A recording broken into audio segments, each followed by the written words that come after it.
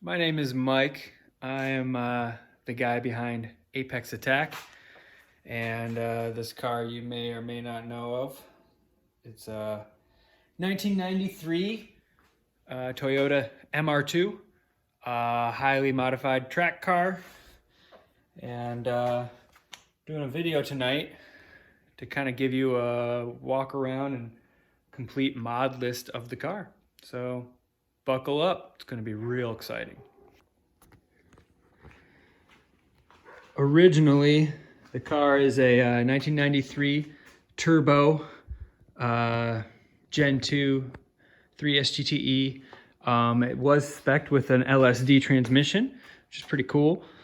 And it was generally a really nice spec when I bought it. It had a lot of great mods done to it, but the guy had bolted a big old turbo onto it with 160,000 miles, and yeah, the motor didn't like it. It lost compression, and I picked it up for, oh boy, I think it was like $3,000. And I, at the time, had a Gen 3 engine, so I swapped that in and then started the build process after I crashed my first MR2. This thing is obviously pretty wild. It's pretty much track spec, race car spec car. I think tonight we'll just kind of go over the entire exterior of the car. And then we can talk about the engine, suspension, all sorts of things. Yeah, so I guess we'll start with the flares. Flares are Rocket Bunny spec, I think off of like a 200SX or a 180SX or a 240SX. I had to cut and mold them quite a bit different here to fit around the vent. I also have the vent add-ons to kind of fill the gap there.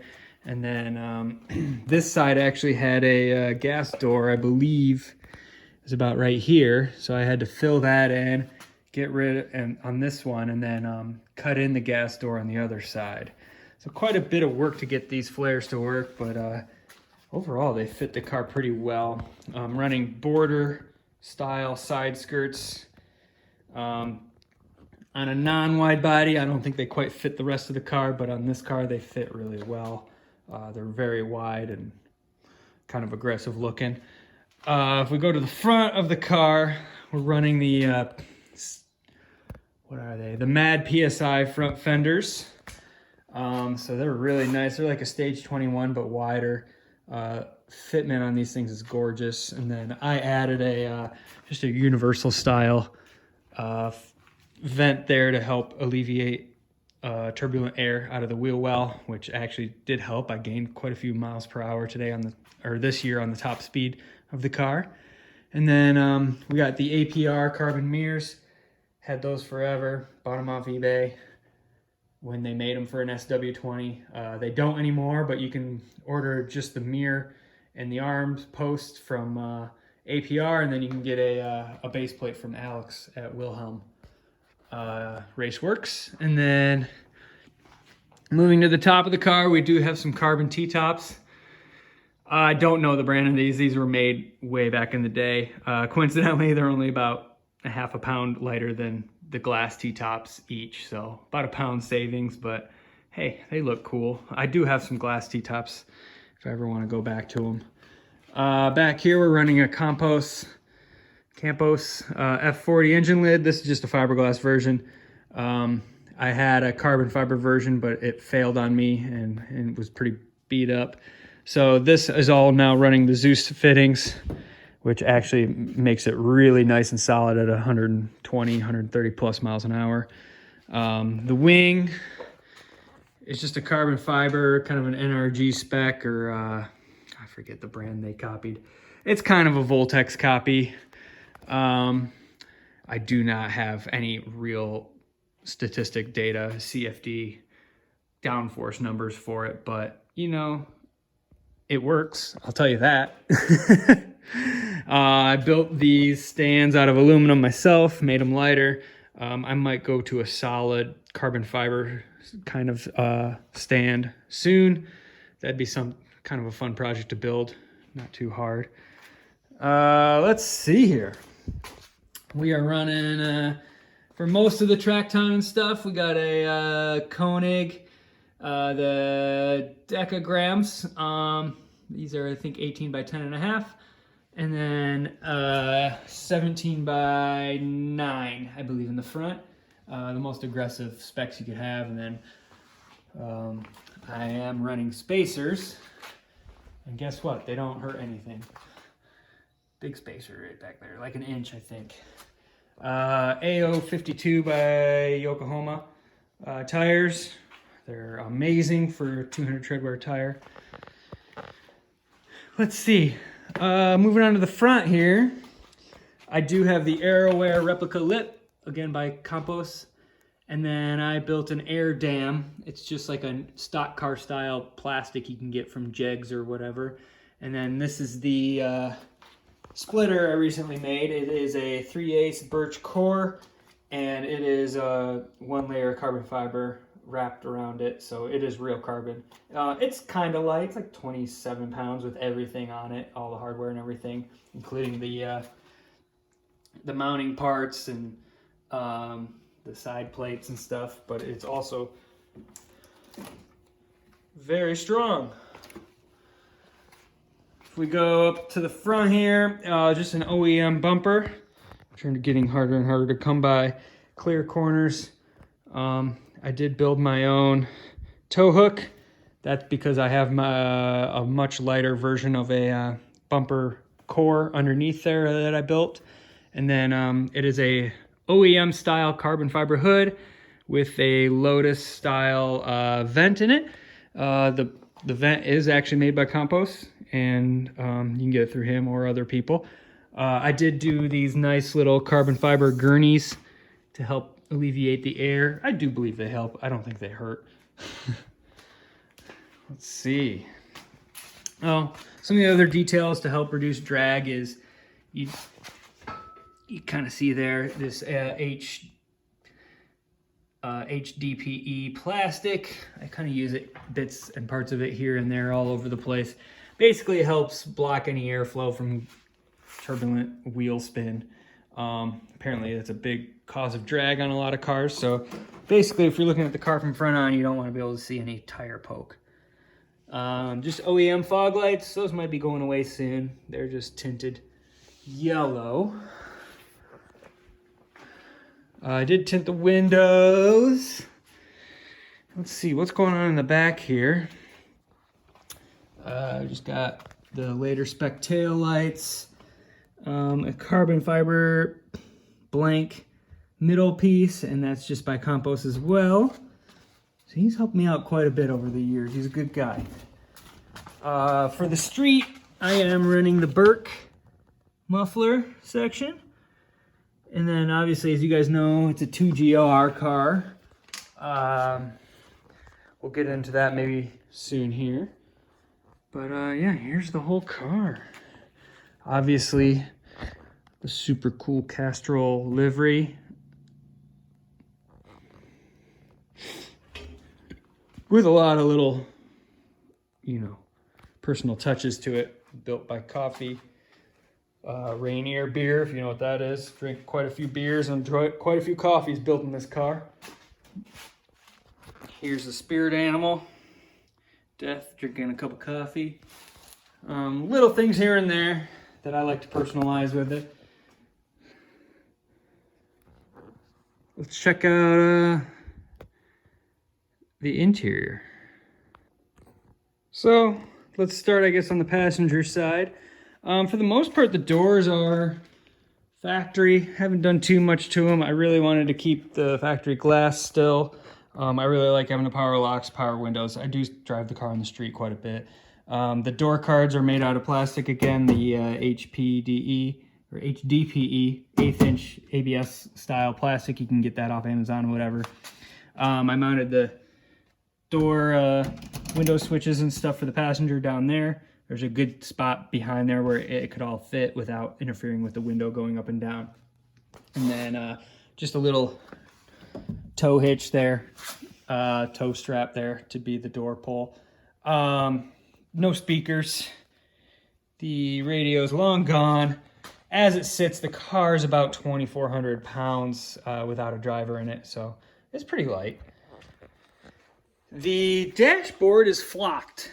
If you don't know what flocking is, it's basically kind of like the inside of a jewelry box. Basically, looks dirty there. It's not really that dirty, but you lay down a bunch of glue on the dashboard, and then you sprinkle this stuff on with the equivalent of like a big salt shaker, and it sets up and dries like that. It helps hugely with glare. The SW20 dashboard is pretty full of glare if you're driving into the sun, especially on track and stuff. And I wanted to give it more of a race feel along with eliminate that. And so far it's worked pretty well. It's been pretty easy to keep clean. You can kind of vacuum it. I just really try to just keep it clean without driving through dust and stuff. So besides that, we still have the glove box and stuff. Glove box is only about 3 pounds, so it's worth keeping. No carpet. Decided I didn't need that in my life a while ago. This is kind of just a Jegs universal passenger seat. It's not that nice, but it wasn't too expensive. My OEM turbo seat was torn to shreds, so this was a better alternative. And it's not too heavy either. Back here, you can see the roll bar I built. It is boxed into the frame rail there. I don't know if you can see it. And then it is welded and bolted through into the engine bay, because this panel is actually two really lightweight sheet metal panels with some tar between them. So you can't just weld to one panel. It's not going to be that strong. You have to weld it to it and then bolt it all the way through with backer plates into the engine bay. It is pretty nice fitment, if you can see up there. I mean, we're talking less than an inch. I can't even, no, it's touching. I can't really even get my fingers in there. Rear visibility isn't that great, but that's why I have a rear camera. You can kind of see the screen right there next to my phone holder. Roll bar, I still use the 3-point seat belt for the passenger. It's rare that I have a passenger on the track, so it's not too big of a deal. And then it's a fixed bucket Sparco seat, just an Evo.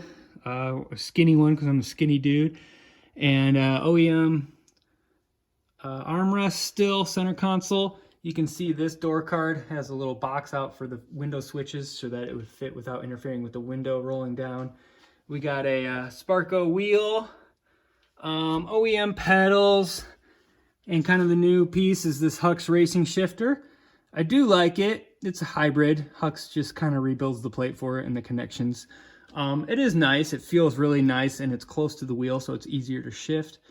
I don't think it's a total game changer, but it is a cool piece, and it looks badass.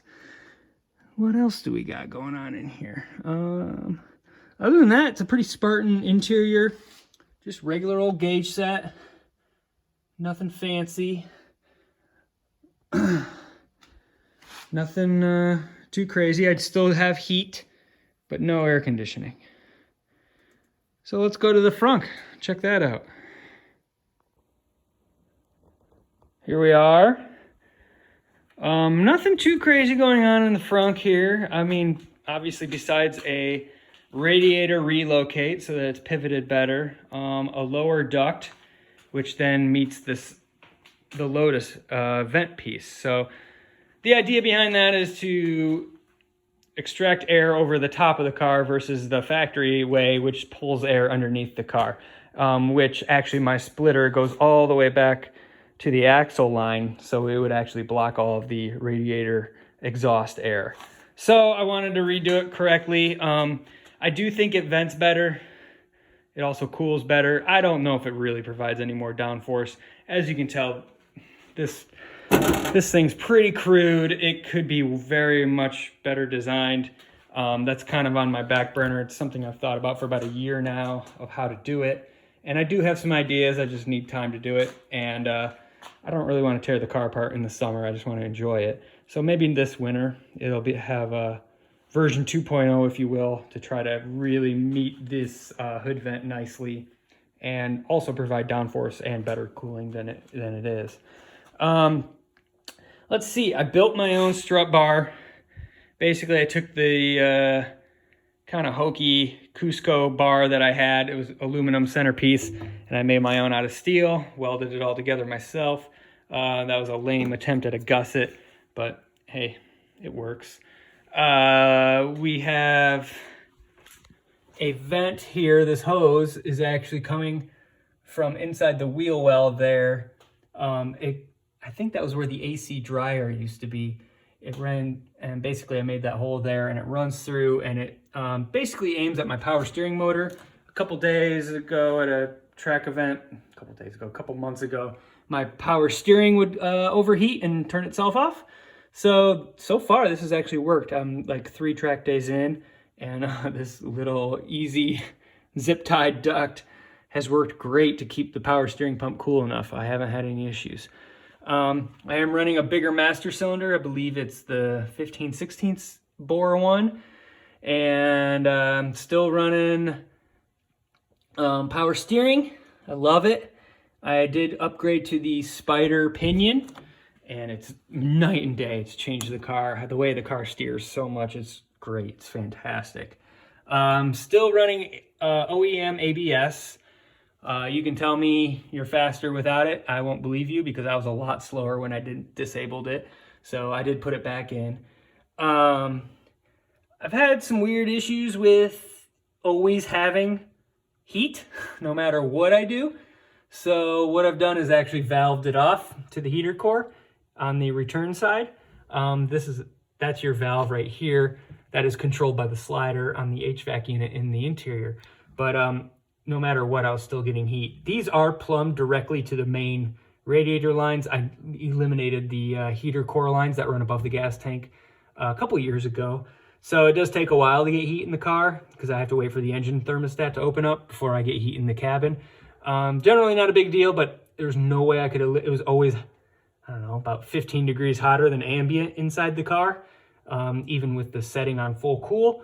And the only way I figured out how to stop it is to put a ball valve in. Yeah, it's a crude fix, but hey, it's worked really nice, especially in the summer. And then when it gets colder, I will open that valve and I'll have heat again. No big deal. This is my anti-gravity battery. This little tiny battery weighs less than 3 pounds. It's insane. And it cranks over the 3.5 liter V6, no problem. What's really cool about it is has the restart technology. So if I do leave the car off trickle charger for a while, I have a couple parasitic draws that I know are there. One of them being like my Bluetooth OBD2 reader. That's always on. So like the battery will eventually, it's a tiny battery. You will drain it quickly if you're not paying attention. But what's great about this battery is it realizes when it's been drawn too much upon, and it'll shut itself off. And basically, it'll feel like you have a dead battery. You'll go to start the car, and what you do is you come back in here, press this button, click, restart, and you'll have enough juice in the battery to start the car and charge the battery up with your alternator. So it's really awesome technology. This is one of the coolest parts. One of the coolest things I've done in the car in a while, and it saves me, I don't know, about 40 pounds because the stock battery is pushing 45 pounds. It's insane. Not too much other crazy stuff going on in here. I am running a brake bias here. That's another Wilhelm piece. It's a great piece. I love it. It's really helped me tune in the braking on this car really well, and that's definitely one of the stronger suits of the car, is it brakes better than most. Oh, I do have an old, I don't even know who made this. It's a Brake Master cylinder brace. It's huge, it's gaudy, it's kind of heavy. I want to say it's like over 3 pounds. When I redo this duct, I will probably devise a solution that actually includes a brace incorporated into the duct. So we'll see how that goes. Okay, so this is where all the magic happens. Your basic run-of-the-mill 2GR swap, I'm gonna say. Nothing too spectacular in here, but it is a clean swap, kind of looks OEM. You know, it's not full-on car show spec, you know, looking engine bay, but it works. And so it's really hard for me to want to mess with it. make it look cleaner when it could make the car less reliable, especially working, you know, cleaning up the wiring and stuff. I'm just a bit out of my league when I mess with the wiring. I'm gonna admit that. Yeah, let's start with, you know, this huge, massive brace. So I built this strut brace shortly after I painted the car about a year ago. I never really talked about it in the blog or on the website or anything. But basically, again, I sacrificed my Cusco kind of cheesy strut brace. It basically went from point A to point B with the main brace, lateral brace being aluminum. I don't think did anything at all. So I wanted to make something that was stout. It mimicked the turbo one, but actually make it better. Luckily, I don't have to worry about a stock engine lid. So this thing's really tall. So I have my big F40 engine lid. So I have plenty of room to screw around with under here. So what I did is I just went tall with it. So this is just some 3-inch pipe. Same with over there. It's welded around. Excuse my MIG welding. It is what it is. It holds. It's strong. And then I think this is 1-inch pipe, you know, cut in, and then it just attaches. You can't quite see it in there. There's the bolt head right there. No big deal. It's really strong. It's pretty stout. I want to say it's like 4 pounds, so it's pretty light too. It definitely strengthened the rear end up on the car. So there's a noticeable difference in the car. Yeah, going on to the engine, you're looking at your basic RX 350 or Sienna engine. This is a 2013, I think, maybe 14, 15. I don't quite remember. So about the newest engine I could get at the time. It only had like 30,000 miles on it. So it's probably about 4,000 or 5,000 miles more now. I don't drive the car enough, but it does see a ton of time over 7,000 RPMs. The engine itself, I didn't really touch, minus the cams. So I'm running the Stage 1 camshafts out from Monkey Wrench Racing. I've been overall pretty happy with them. I also put in their heavier duty valve springs. I was kind of one of the first guys to do it, I believe. I've had pretty good success with it. A lot of guys have gone to Stage 2 and have had a lot of issues. But I set my rev limit at like, I think 7,800 RPMs, and it's been pretty foolproof there. I've had a few dynos where peak power is around 7,100 RPMs, and it's pretty level all the way to red lines. So I don't feel like I need to rev it any higher because I'm not making any more power. The intake is from Frankenstein Motorworks. Mark hooked it up there. He also tuned the ECU, which is in here, for that intake. This is a intake boot elbow from Alex Wilhelm at Wilhelm Raceworks. Did a great job with that. I am running the resonator now. You can kind of just barely see it there. This is the Racer X catch can, which the 2GR actually makes quite a bit of oil blow by, whatever you call it. So I do have to drain the catch can, you know, basically every half of a track day. This is just eBay coolant overflow, just keeping things simple from back in the turbo days. There you see the 2GR starter. That saves you 4 pounds over the regular E153 starter. Bolts right in. Just have to change the connector on it for the signal wire. There's my E153. That's a 91 spec, so it's the single synchro. I have one with a dual synchro, but this one has a Quaife LSD in it. So it does pretty good, but it does not like to shift above 7,000 RPMs. I got to baby it for a while, and then it eventually warms up. Alex welded my water neck for me. No problem there. We go over here. You can see the Frankenstein Motorworks engine mount. Racer X oil cap. That was a holdover from the 3S GTE days. Oh, there you go. There's the fuel pressure regulator. That's again a Wilhelm part. And if you look right there, you can kind of see the fins. That's the transcooler. Don't think I need to run the transcooler, so it might go away eventually. Probably weighs a couple pounds, so no need for it really. Let's see. I think that is about all there is to see up here. It's your basic run-of-the-mill minivan engine. We'll see if we can get underneath the car here and go from there. Okay, guys, we're here underneath the car. Just kind of want to give you underneath too. So here you see the Burke muffler section. If you look closely, you can see I do not even have a rear bumper, just the bumper cover. Saves you like 14 pounds. I do also not have a rear sway bar. I am running a stiff enough suspension that the rear sway bar doesn't really do anything. Let's see. There you can see part of the Wilhelm geometry kit. He also includes these rear center, roll center adjusters. You can see them right there. And then he includes an entire all new tie rod for the rear. And in the front, kind of the same. New tie rods, roll center adjusters and all that stuff. You can see we got the red polyurethane bushings. Fancy axles. You can kind of see the backside of my big brake kit, which I'll show you with the suspension. Here is the Y pipe. Okay, Y pipe from Alex Wilhelm. So it just kind of goes underneath there, over the subframe in there. So there it goes up to one of the headers. And then here's the other Y pipe connection. Goes up to the header. Kind of see the connection there. Both front and rear engine mounts are the polyurethane ones. All the suspension bushings are also polyurethane.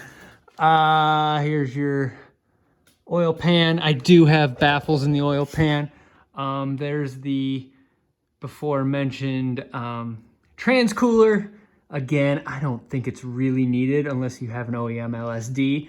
The viscous LSD creates a ton of heat, whereas the clutch type or the mechanical types don't really create that. I have a good buddy who endurance races his car, and he does not need the transcooler endurance racing with a Quaife type, mechanical type, or even a clutch type LSD. He monitors those temps way closer than I do. Other than that, it's just kind of the underside of the E153. Nothing too fancy there. I do have the better axle cages from, I think, CRW, Chico Raceworks, something like that. They've been rebuilt a few times, and then I have the fancy Stage 8 hardware on them just for longevity. I did rebuild them this last year. I had one of the seals you can see. This was spitting some grease. That's old grease there. I just didn't clean it up very good. So I fixed that, and so far they have not leaked again. And oh, here, let's get under here. All OEM panels. All the way to the underside of my splitter. So you can see this splitter covers quite a bit of ground, goes all the way to the axle line. And then here are the skid pucks. Those are kind of supposed to be sacrificial. Looks like they're doing their job just fine. And then I also have the side skid pucks plates there. And those actually, well, they've seen a bit of use. Nothing crazy, but big old flat splitter. Pulled the wheel off for you, front and rear, so we can kind of go over that. I guess kind of the big part here, oh, look at that, there's a nice rock. Is the Wilhelm coilovers. So those are pretty fancy spec. He builds the housings himself, does a really good job with them. It's a Swift spring with a Coney damper. Mine are the 8611, they're the fancy boys. And I have the extreme top mounts, so they push it way in and way back. Helps give you a bit more caster, which is good for camber, bump stops, things like that. We also have the Wilhelm Big Brake Kit. This is just your standard, the Wilwood one.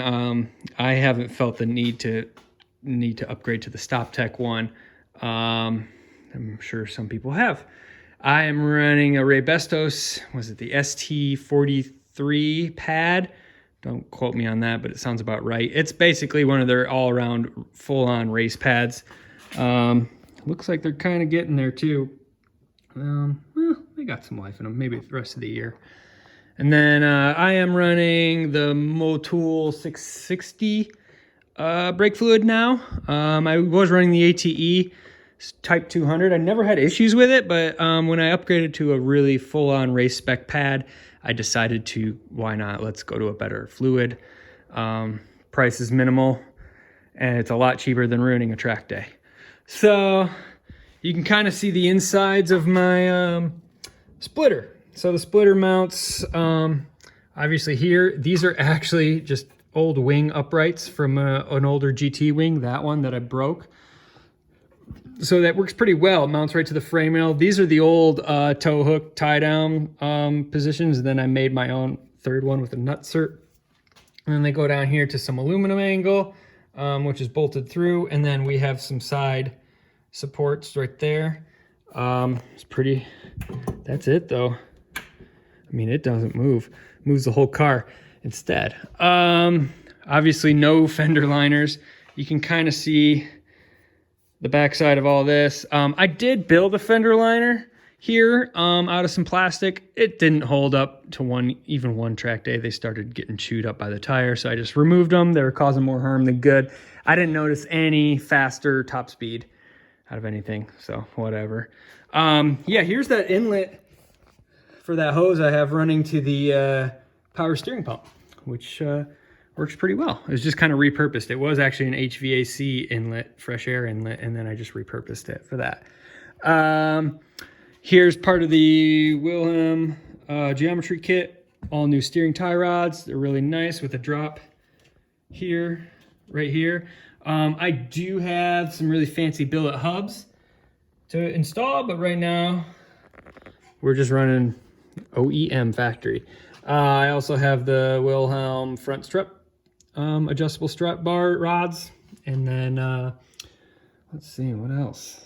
Obviously, bolt-on spacers. Some people will tell you you're going to die with those. I'll let you know when I do.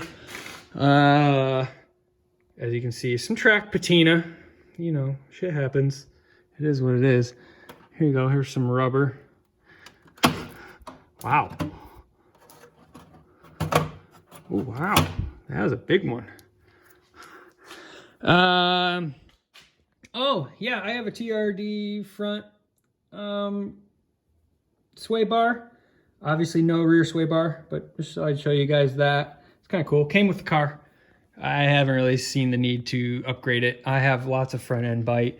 Don't really need to worry about it. Not much body roll in the car. I'm running pretty high spring rates. I think 9.5K front and like 11K rear. Yeah, you can kind of see the duct there. There's the vent. Here you go. Race car.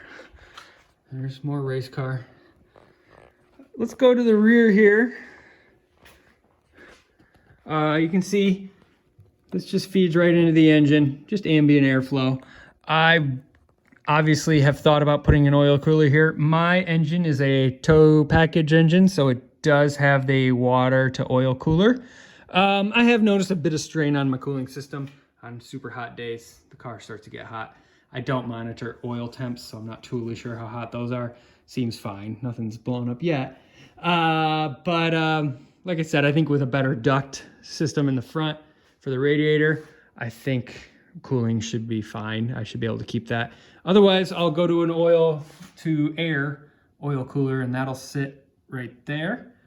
Boy, you're starting to see a lot of flaws in the car when you look at it this close. A lot of track patina right there's a little chip. Yeah, you know, that'll get fixed eventually. Moving on to the rear, more tire wear. Shit happens. Let's see, again, the Wilhelm brake kit. I am still running a parking brake. It's really nice for getting the car on and off the trailer. I street drive it, it's fine. I'm not gonna get rid of it, I don't think. Maybe down the road, never say never, but right now I'm keeping it, it's fine. There you go, there's the Wilhelm rear. Again, with the fancy top hat. I just run the Toyota, looks like the 3-dot crash bolts there to even out my camber in the front, or in the rear. Same with the front. I like to double nut the axle nuts just to keep things from getting loose when they don't need to. Another bolt-on spacer. Yeah, it would be great to actually rebuild all this so that it is further out and eliminate the need for the spacers and help my scrub radiuses and stuff, but that's getting pretty crazy into the race car stuff, and I'm not quite there. Not really a need yet. I think that's about it, guys. You know, when you talk about it one by one, it's a ton of work, and it has been. But I really enjoy working on the car, as you can tell. Take a lot of pride in it. It's fun, but it's also still a track car, so it sees use. I don't, you know, worry about every little nick and scratch in the thing. But overall, she's pretty clean. She cleans up nice. And probably enough about this. You probably want to see me driving it. You know, the car sounds really nice, so let's go for a rip.